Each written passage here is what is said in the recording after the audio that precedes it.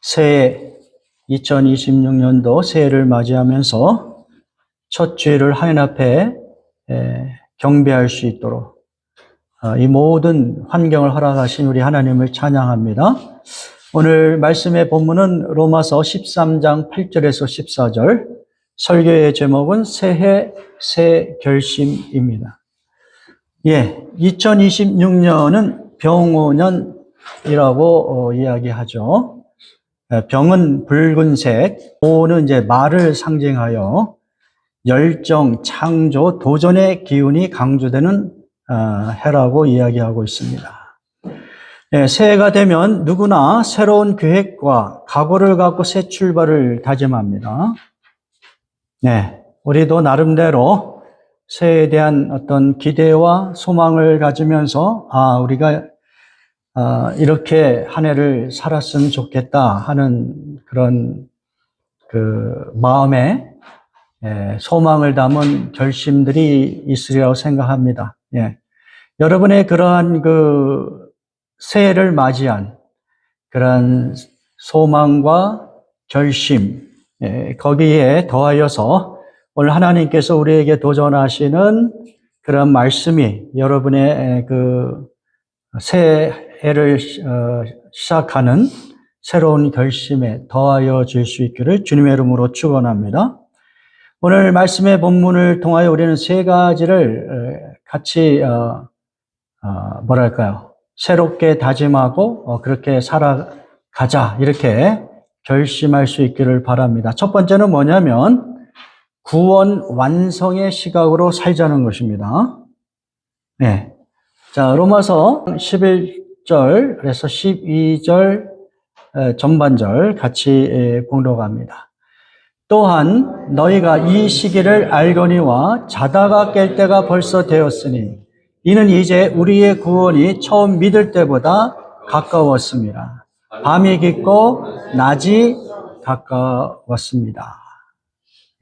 그래서 여기서 이제 너희가 이 시기를 알거니와, 그러니까 여기서 시기라고 하는 것은 이제 헬라어로 카이로스라는 단어를 사용하고 있고요. 우리가 흔히 이야기하는 크로노스, 그런 어떤 연대기적으로 흐르는 그러한 시간이 아니라 하나님의 목적과 하나님이 어떤 결정이 담겨 있는 그런 시간을 표현할 때 이 카이로스라는 단어를 사용하고 있는데요. 그러니까 우리가 살아가고 있는 이 시기라고 하는 것은 그냥 흘러 지나가는 그러한 시간의 차원을 넘어서서 하나님의 뜻이 담겨 있고 또 하나님께서 결정하시는 어떤 내용이 담겨 있는 그러한 시기로 우리가 바라볼 필요가 있다는 것이죠. 무엇이냐면 올해 우리가 이제 2026년 이 한 해를 맞이하는데 그래 우리가 2025년도가 지나가고 그런 새로운 한 해가 시작됐구나 이런 차원을 넘어서서 내가 살아가고 있는 이 모든 이 순간들, 이 시간들을 한 단계 더 그 다음 차원으로 바라보라는 얘기예요. 그 얘기는 뭐냐면 하나님께서 내가 살아가는 이 세대 속에서 하나님께서 하시고자 하는 그 결정적인 그 뜻이 무엇일까? 그것을 이제 바라보면서 살아가라. 그런 어떤 도전적인 메시지가 여기에 담겨 있는 것이죠. 이 시기를 알거니와, 안다는 것은 원래는 본다라는 의미가 있어요. 그냥 물리적으로 보는 것이죠. 근데 이제 우리가 대부분의 안다고 생각하는 것은 대부분 눈으로 보고 확인하는 것을 안다고 생각을 해요. 내 앞에서 뭐 전쟁이 일어나고 오늘 우리가 이제 어제 갑작스럽게 미국이 베네수엘라를 침공했잖아요. 예, 그 사건 앞에서 한 나라의 대통령을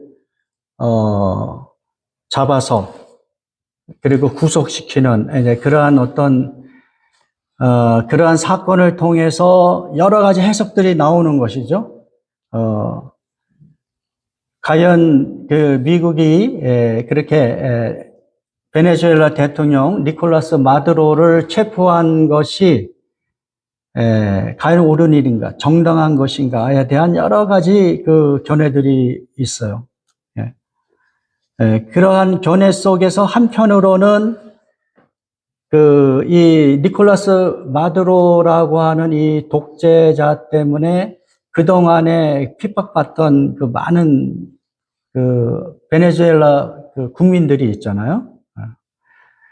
그러니까 한 십몇 년 사이에 이 독재자의 그 정치적인 탄압, 그리고 그가 행하고 있는 어떤 경제적인 그 하이 인플레이션으로 인한 어려움, 이런 것으로 인하여 베네수엘라 국민의 800만 명이 다른 나라로 망명하였다고 그러잖아요. 예.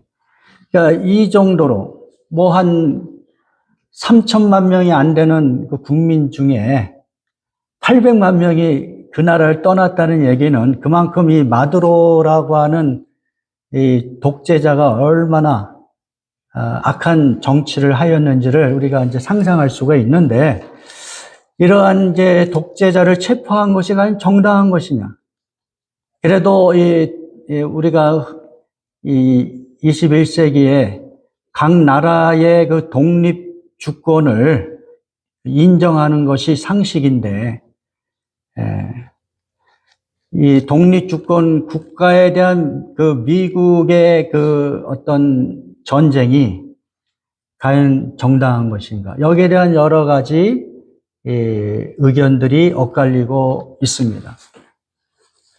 어떻든 우리가 살아가는 세상은 이렇게 겉으로 이야기할 수 있는 일들이 많이 일어나요. 그런데 그러한 현상 속에서 성도들이 어떻게 살아갈 것이냐, 그 눈으로 또는 우리가 그냥 오감으로 우리가 알 수 있는 그 현상 너머에 하나님의 그 시간을 볼 수 있어야 된다, 그 얘기예요. 그러니까 뭐냐면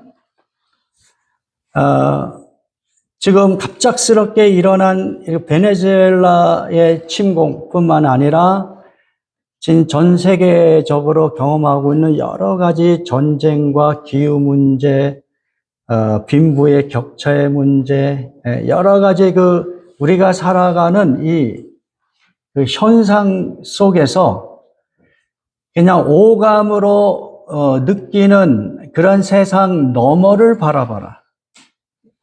그 너머가 뭐냐? 카이로스다. 그 카이로스는 무엇이냐? 이렇게 이야기할 수 있는 것이, 그 카이로스는 하나님의 구원이 처음 믿을 때보다 가까워진 때다. 그러니까 하나님의 결정적이고 하나님의 뜻이 담겨 있는 이 어떤 타이밍이라고 하는 것은 다 무엇과 관련되어 있냐면 하나님의 구원의 완성과 관련이 되어 있다. 지금 우리가 살아가는 그 세상의 모든 현상들은 다 이와 같이 설명할 수가 있는 거예요. 밤이 깊어가고 있는 것이다. 그러니까 우리가 살아가는 세상의 모든 그 문명과 사건과 이런 것들을 접할 때마다 우리는 이러한 성경의 메시지를 우리가 딱 기억하는 것이죠. 밤이 깊어가고 있구나. 세상의 문명이 일종의 밤이란 말이에요. 그리고 그 이면에 하나님을 거역하는 그 어두운 세력들로 만들어가는 그 어떤 세속적인 인간의 존엄성을 파괴하고 그리고 하나님 보시기에 악한 그런 모습으로 점점점 진화되어 가는 그러한 세상의 변화, 그 변화들을 우리가 바라볼 때마다 밤이 깊어가고 있구나. 그리고 어떻게 해요? 낮이 가까워오고 있다. 이 낮이 무엇이겠어요? 하나님의 구원의 완성인 것이죠. 다시 하면 예수님이 이 땅에 다시 오시는 재림의 날이 가까워오고 있다. 그날은 계속 진행형으로 가까워오고 있는 거예요. 그러한 그 어떤 눈에 보이는 오감으로 여러분이 깨닫고 느끼는 그러한 것을 넘어서는 관점에서 이 시기를 알아라. 크리스찬은 그러한 시기를 아는 존재다. 이렇게 우리에게 도전하고 있는 것이죠. 그러니까 2026년도 한 해를 우리가 이제 살아가는데 여러 가지 사건들이 우리 주변에서 일어날 것이고 또 개인적으로도 마찬가지겠죠. 그럴 때마다 여러분이 그저 오감으로 경험되는 그 현상에 머물지 말고 그 너머의 하나님의 시간, 카이로스를 생각하자. 근데 그 카이로스는 다른 것이 아니에요. 예수님이 이 땅에 오고 계신다는 거예요. 그래서 하나님의 나라를 완성하시는 때가 가까웠다는 것이죠. 그런 시각으로 우리가 이 세상을 살아가자. 그걸 이제 다른 말로 이야기하면 무슨 종말론적인 시각으로 살아가는 것, 이렇게 이야기할 수도 있고요. 어떻든, 우리 크리스찬들은 그 종말이란 단어가 좀 너무 부정적으로 느낀다면 제가 그걸 좀 바꿔서 그렇게 이야기를 하는 거예요. 하나님 나라의 완성, 하나님 나라의 완성의 시기가 가까워온다는 그 시각으로 살아가라. 하나님의 나라의 완성은 성도들에게 가장 큰 복된 시간이 아니겠습니까? 그러니까 눈에 보이는 현상으로서의 세상은 매우 어둡고 우리에게 어떤 면에서 고통을 주고 힘들게 할 수 있어요. 근데 그 너머의 하나님의 시간을 우리가 바라보면 어때요? 우리에게 가장 큰 기쁨을 줄 수 있는 하나님의 나라가 가까우고 있으니 여러분의 그 오감으로 경험하는 이 현상적인 세상에서 경험하는 그 어두움에 대해서 우리가 너무 절망하거나 너무 고통스러워할 필요가 없다는 것이죠. 그것은 또한 여러분의 개인적인 그 마지막과도 관련이 되어 있어요. 우리가 죽는 순간까지 예수님이 이 땅에 안 오실 수도 있어요. 그러나 우리는 어쨌든 이 땅에서 개인적인 종말을 맞이해요. 근데 여러분의 개인적인 종말은 또한 무엇이에요? 하나님 나라의 완성의 시간이에요. 여러분에게. 하나님의 나라에 들어갈 수 있는 완성의 시간이 바로 개인적인 종말의 시간입니다. 그래서 여러분이 이 땅에 살아가면서 비록 고달프고 아프고 힘든 그러한 현상들, 또 그러한 것들을 직접적으로 경험하며 살 수도 있지만 그럴 때마다 이 오감 너머의 하나님 나라의 그 관점에서 하나님의 시간의 관점에서 여러분의 삶을 바라보면 어때요? 그렇게 나쁘지 않다. 오히려 소망이 있고 힘이 나는 것이죠. 왜냐하면 우리가 어떤 상황 속에 있든 그 상황은 그냥 밤이 깊어가고 있는 것이다. 밤이 깊어간다는 얘기는 역설적으로 보면 무엇이 가까운 거예요? 낮이 가까운 것이다. 다시 말하면 하나님 나라의 완성이 가까운 것이다. 우리 개인적인 인생의 종말이 온다 할지라도 그 종말은 결코 어두운 것이 아니라 오히려 하나님 나라의 완성에 내가 진입하는 그러한 순간이기 때문에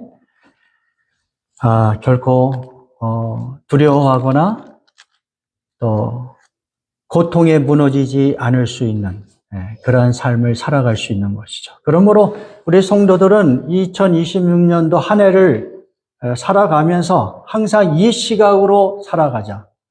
하나님 나라의 완성의 시간이 가까워오고 있다. 그 시간은 계속 가까워오고 있어요. 개인적으로 또는 공동체적으로 전 우주적으로 하나님의 나라는 계속 가까워오고 있습니다. 그 시각으로 살아갈 수 있기를 주님의 이름으로 축원합니다. 두 번째는 그렇게 하나님의 나라가 가까워 오고 있다는 의식으로 살기 때문에 우리의 삶의 방식이 단정하게 살아가야 된다는 거예요. 단정하게 살아가라. 자, 요 말씀 같이 봉독합니다. 로마서 13장 12절 후반절에서 14절 같이 봉독합니다. 그러므로 우리가 어둠의 일을 벗고 빛의 갑옷을 입자. 낮에와 같이 단정히 행하고 방탕하거나 술 취하지 말며 음란하거나 호색하지 말며 다투거나 시기하지 말고 오직 주 예수 그리스도로 옷 입고 정력을 위하여 육신의 일을 도모하지 말아라. 여기 보면은 낮에와 같이 단정히 행하여라 이렇게 되어 있잖아요. 여기서 단정히라는 말을 이제 좀 풀어서 우리가 이해한다면 이렇게 이야기할 수 있을 것 같아요. respectable and honorable. 존중받을 만하고 그리고 어떤 명예로운 방식. 그러니까 절제되고 고상한 방식으로 우리의 그 생활 양식을 실천하라고 도전하는 것이죠. 낮에와 같이 단정히 행하라. 우리가 이제 흔히 그렇게 쉽게 상상해 볼 수 있잖아요. 저녁에는 좀 더 몸가짐이 흐트러지고 릴렉스하고 그런 모습. 그러나 낮에는 이제 사람도 만나야 되고 사람들하고 교제도 해야 되니까 몸 매무씨도 좀 단정하게 하고 뭐 그런 게 있잖아요. 마찬가지예요. 우리가 살아가는 그 현실은 점점 그 어두워지고 있단 말이에요. 일종의 밤과 같단 말이에요. 하나님의 심판이 이제 가까워지는 때가 점점 가까워오고 있으니까 이제 너희는 하나님의 자녀로서 너희는 예수 그리스도의 그 옷을 입은 자로서 예수 그리스도에게 빛의 옷을 입은 자와 같이 그렇게 낮에 속한 자와 같이 그렇게 세상을 살아라. 어둠의 일을 벗고 빛의 갑옷을 입자. 그런데 너희들이 입은 이 빛의 옷은 단순한 옷이 아니라 뭡니까? 전투용 옷이에요. 빛의 갑옷이라고 그랬잖아요. 그러니까 영적인 싸움이 필요한 옷이에요. 여러분이 이 땅에서 사람들에게 리스펙터블하고 아너러블 할 수 있는 그런 방식으로 삶의 방식을 살아가려면 일종의 영적 싸움을 하는 것이 필요한 거예요. 영적 싸움. 그래서 그 구체적인 삶의 방식을 그렇게 우리에게 이야기하죠. 여기 보면 방탕하거나 술 취하지 말아라. 그렇게 되어 있어요. 방탕하거나 술 취하는 것. 우리 성도들은 이제 이러한 삶의 방식이 없으니까 그냥 싹 지나칠 수가 있단 말이에요. 보면 이와 같은 것이죠. 방탕하거나 술 취한다는 것은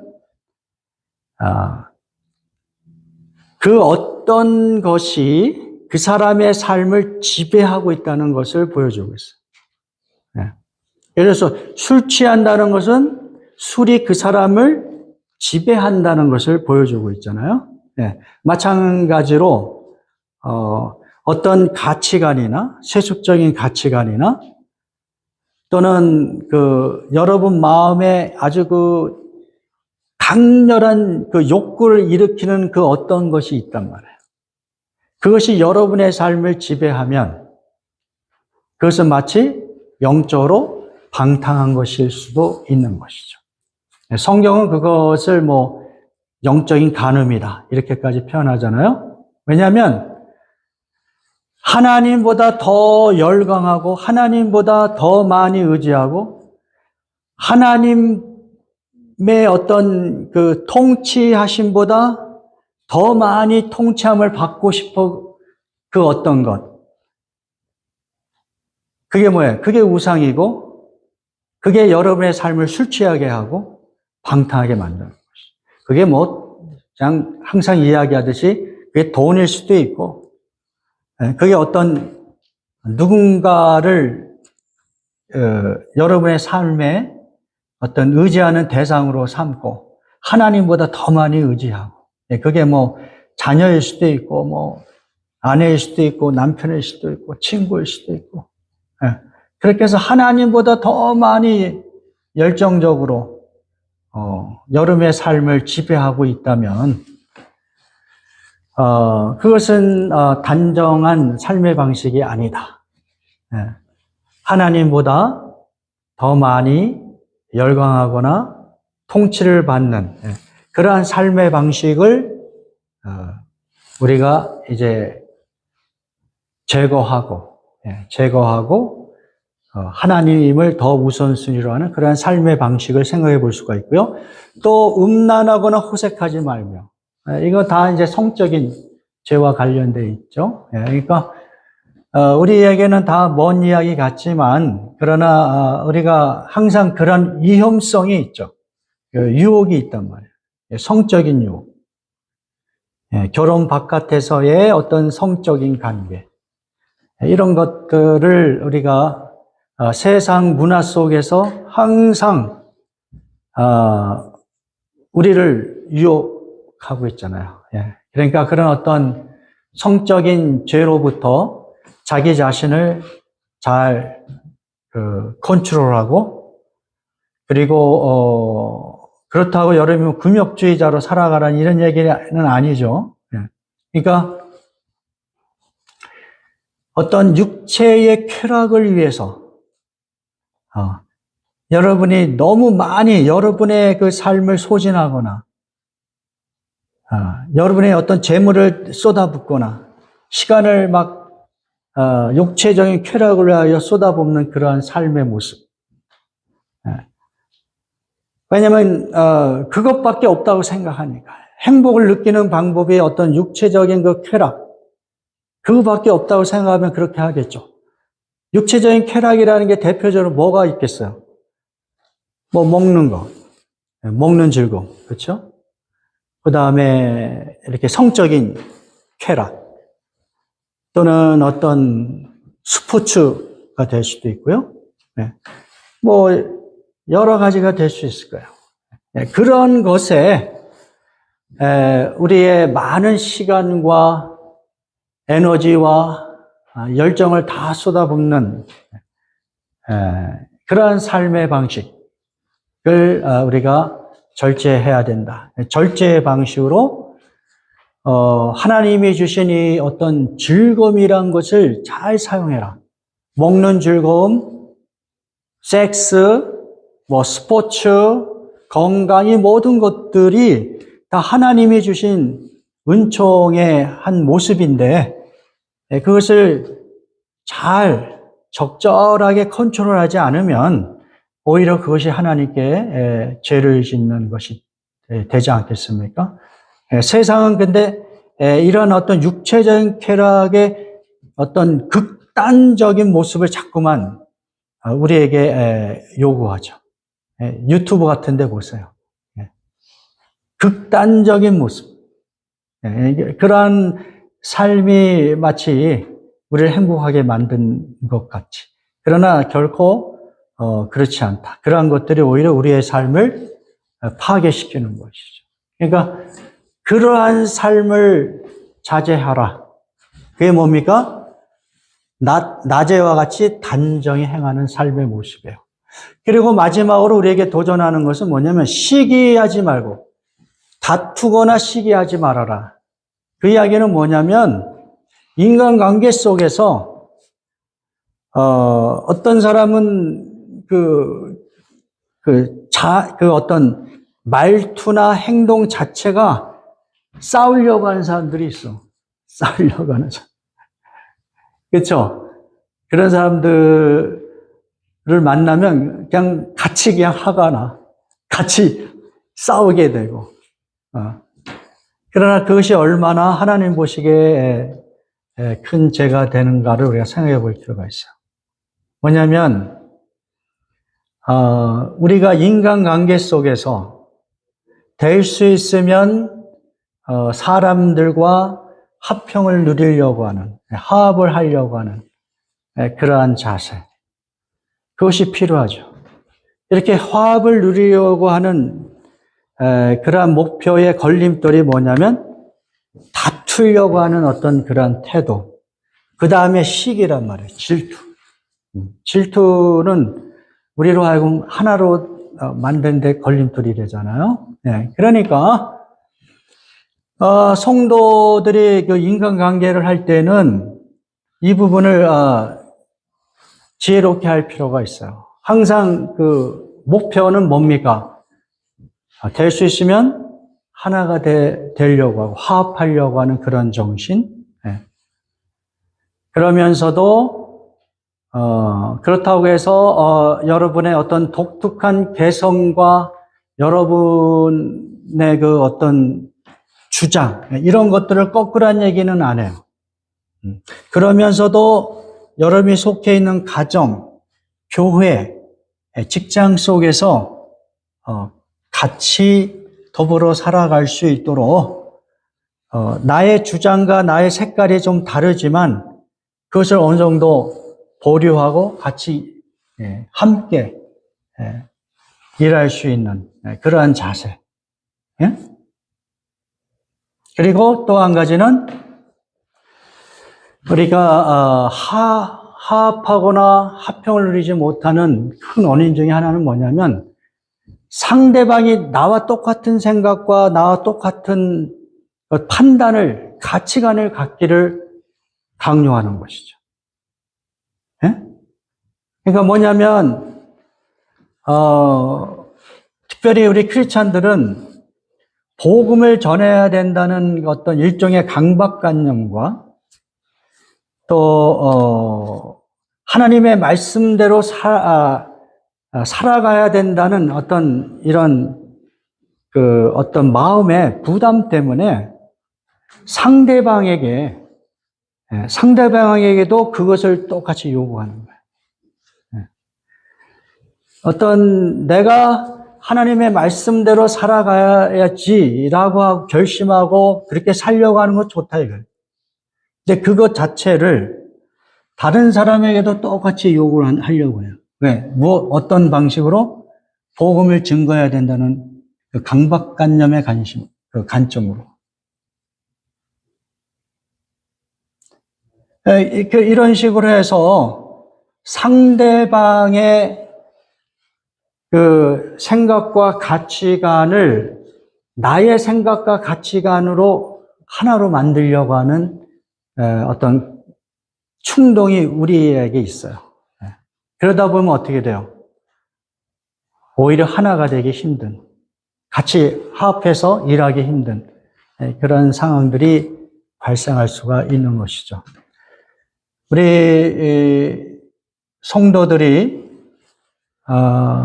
예수 그리스도 안에서 하나가 돼야 된다 이런 어떤 이 가르침에 그 어떤 그 몰입된 나머지 다른 사람과도 내가 만나는 다른 사람과도 똑같은 생각과 가치관을 이렇게 살아야 된다는 그런 어떤 강박관념들이 있단 말이에요.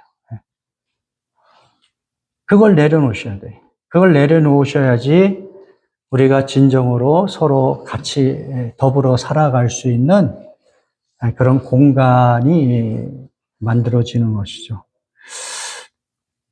자, 그러니까 이런 식으로, 우리가 살아가는 이 한 해 속에서 단정하게 행하라는 이야기는 무엇이냐? 여기서 열거하는 것과 같이, 하나님이 기뻐하시는 방식으로, 내가 과연 누구에게 나의 열정을 바치고 있는가? 사람들이 판단할 때 저 사람이 무엇 때문에 저렇게 열심히 살아가고 무엇을 위해서 저렇게 헌신을 하고 있는가 했을 때 저 사람이 크리스찬이라고 하면서 우리하고 뭐 별다른 게 없네. 돈이라면 뭐 그냥 사족을 못 쓰네. 저 사람이 돈 때문에 그냥 모든 것을 다 그냥 포기하고 오직 돈만을 위해서 살아가네. 이런 모습을 보이는 것, 그게 뭡니까? 방탕하거나 술 취하는 것이죠. 그러니까 이런 모습들을 우리가 잘 보여줘야 돼요. 사람들이 볼 때, 이 사람이 무엇 때문에 이렇게 열광스럽게 가치 있게 헌신하면서 살아가는가를 보여줄 수 있어야 된다. 그리고 사람들을 향해서 공간을 열어주면서 하나가 되는 그런 방식으로 더불어 살아가는 그런 모습을 보여주는 것. 이렇게 이런 모습으로 살아가는 것을 우리가 생각해 볼 수가 있는 것입니다. 사랑으로 섬기라는 것입니다. 로마서 13장 8절에서 10절 같이 봉독합니다. 피차 사랑의 빛 외에는 아무에게든지 아무 빛도 지지 말라. 남을 사랑하는 자는 율법을 다 이루었느니라. 간음하지 말라, 살인하지 말라, 도둑질하지 말라, 탐내지 말라 한 것과 그 외에 다른 계명이 있을지라도 내 이웃을 내 자신과 같이 사랑하신 그 말씀 가운데 다 들었느니라. 사랑은 이웃에게 악을 행하지 아니하나니 그러므로 사랑은 율법의 완성이니라. 네. 우리가 많이 아는 말씀이에요.